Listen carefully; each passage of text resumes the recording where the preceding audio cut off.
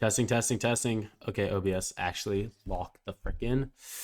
Okay, boys, I want to go over everything quickly, but also what I'm going to be working on. I plan to be working on tonight and over tomorrow because I'm off work. Is refining, getting this crap down to an art. To an art. All right, enough freaking yapping. So today, what did I have? Initial bearish bias. We manipulated this high. We remanipulated here. Had our order liquidity there. It was kind of fast. I didn't do too much analysis today, and I do need to catch up on my analysis. Where's 9 o'clock? We did hit the high of the range. So from this point on, I was looking for sells, but then let me explain this logic because this trade was not necessary at all.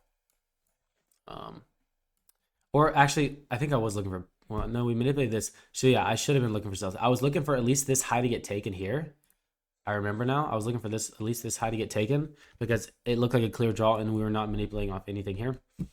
And so it did get that high taken. So what I was looking for was, and this will make more sense as you see in the past, we dip into, we manipulate low here. Somewhere we just like get some sort of manipulation. We start displacing up. Then I want to see a retracement. We get a retracement fair value gap. And the thing is, this would have been a winning trade if my entry was better. So we slam back down into it and we get that displacement off of it. So this trade looked fine. Like I was like, okay, sweet. We're going to target this. Oops. We're going to target this doll here. We got a little 1 to 1.5. Stop below the FEG. Textbook. And then obviously I got to be aware of these internal highs. So what did I have against me? And this is what I'm going to start doing with my entries because I've got to be super careful. We had internal high and we had a SIBI, sell side imbalance or fair value gap open here. So we already rejected from this fair value gap. Look how much displacement we got from this fair value gap. So the problem is we're bouncing around two different key levels and I don't have one key level to just take off of. So it's a lot more inconsistent. So because we're bouncing off this and once we ran up, did we run up? I don't even know what we did. Where's my 9? Need that. We don't. Dang, we just so we reject. We didn't even close above. So I was looking for close above the SIBI. We'd end up not. This is where I should have just taken a BE and been done, but I didn't because I walked away from my computer and I left this open, which is usually good and not in a scenario that's not this. So run down, we end up just taking the low.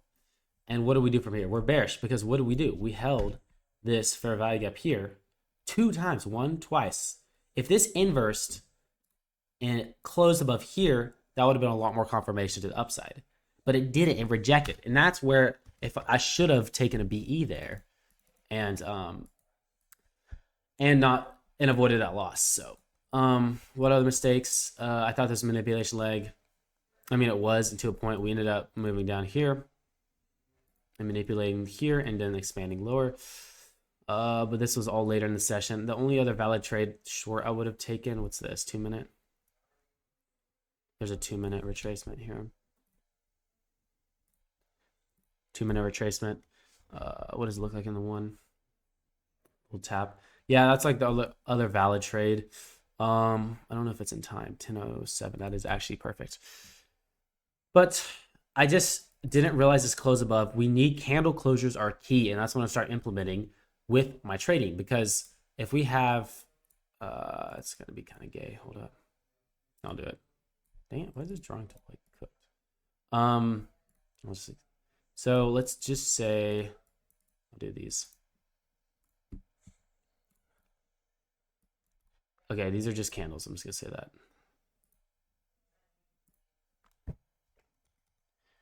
Actually, that's kind of gay. Bear with me, please. Okay, so closers are key because what I'm implementing more is we come back into our fair value gap. We have to look at, let's say this is something like this. We have to look at where is this closing. So we got a fair value gap here with time at the area. We're dipping down. We're rejecting from it. We got to close above the first high. So let's see. The first high we dip down would be this because this is the high that the manipulation leg that brought us into it. So that's a very important leg. We should have closed above that. That's why you see this, because we didn't close above, immediately I should be looking for sells. immediately because we doji out and we start rejecting from this. That should be a freaking stops at break even, I'm out of the trade kind of signal. And that's what I'm refining more with this model. And then I can look for this short here. But this is why candle closures, I want to, it's like a CISD plus fair value gap. Like I want to, I guess, name it like that. In my backtesting, I'm going to go like CISD just so I have confirmation. Those are super important because it pretty much predicts if we're going to move up higher and then take out this internal doll here, or external high, or if we're going to move lower and reject that area. So let's go on to review the other day too. Today, these days are really short because I didn't do much trading on these. What's Monday? Monday. I don't even know what happened today. I bet I'll remember if I look back on it. I think I had it journaled. I should have it journaled. 9:30. What did we do again? We manipulated this high on Monday, run down. I don't know if I took a trade today. Wait, I did. Oh, freaking. Oh, yeah. This right here. Okay. So remember, Kev was teaching about the continuation model and the phases of price. So we had a phase here, and this magnet is killing me. So I will say this day was like a very bad price action. No news Monday. I shouldn't even be trading, which I need to start implementing more into my trading with data. So I need to find out if I even should be trading a no news Monday by collecting data. And from this data point, no, I should not be. But we come back into a 2-minute gap, something like that. What was it? Manipulates high, running down, wick out, reject from this 2-minute, and I take a trade here. Yeah, that's a valid trade. This is a good trade. I mean, what was the time? Was it 9:40, 9:50? 9:50? Something like that. So yeah, that was good, but still not perfect. I can refine a lot more.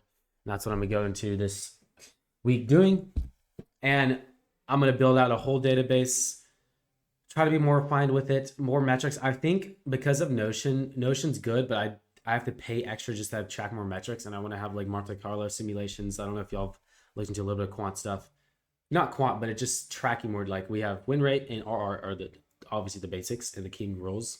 But expectancy, Monte Carlo is just simulating results with current trades you have. And then getting very detailed metrics. Like I want to say, hey, where am I putting my stop? Below the low, inside the fair value gap, above the CE. These metrics are going to help because then I can identify what the issue is. So as it, boys. Oops. These days honestly could have just been avoided because they're low probability days. Tomorrow we do have, what is it? CPI. I don't know, Wednesday. So if price action looks clean after CPI, we'll see. I'm not going to be passing the evals. I'm actually just going to be taking a break, reevaluating the situation, getting my model, because I've noticed, and I'm not doing all my extra models. I am sticking to one model.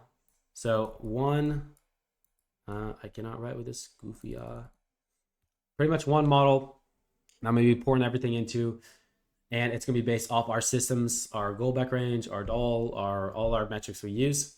But it's a super simple continuation. I want to achieve like an 80-90% win rate. If I have cherry pick my setups and take a 1-to-1 R, that's more than achievable, because all I'm looking for is consistency. And if I do that, I'll build a good equity curve. I do want to show y'all something I've been simulating here. Pull it away. Can you see this? Yeah. So on Google Sheets, this is why I'm probably going to move to Google Sheets, because there's more. Where's it? This here on Google Sheets, you can see that I made a simulator, and if we go to currently it's at a 60% win rate with a 1-to-1 RR, and I mean it's different equity curves. You can simulate how many equity curves, but if we go to what I want to achieve is an 80 or 90. If let's say we go 80, I think I can get 90, totally possible. But let's say just to be 80, just to be careful, just to be conservative about it. So an 80% win rate with a 1-to-1 RR, which is win 1,000, lose 1,000. I mean, just look at these equity curves. Over 50, there's literally no drawdown. I can simulate thousands of these. So, and even if I want to simulate more, this is around 50 trades. But That's what gives me confidence, because I don't care if you have, let's do a different type of strategy. Let's do like a 40% win rate with a $1,000 win and a $500, what is it, like a low RR strategy. Well, this would be a 1 to 2. Let's see how this looks. So with a 1 to 2, this would be a 1 to 2 risk reward with a 40% win rate. I do think that's profitable. Yeah. But just the equity curves look a lot. Look at that. Look how different they look. They look a lot more dippy instead of consistent. I've discussed this before. Yeah, look at that. That's like cooked. So it is a lot more back and forth, not super consistent. And this is around what I had when I was trading the soup model, and I probably was implementing properly. Like I could have stayed out of more trades, but that's something I've learned also just from simulating data. Is I want the more consistent equity curve that does take more time, but I'd rather have that than the loopy one that you just kind of like do something like that, or it's like this, like takes more losing streaks in between the sessions. So as I said, boys, I don't want to yap on. Y'all have a great Wednesday. Have fun full porting CPI. I don't know if y'all are going to do that for your evals, but yeah, peace, boys.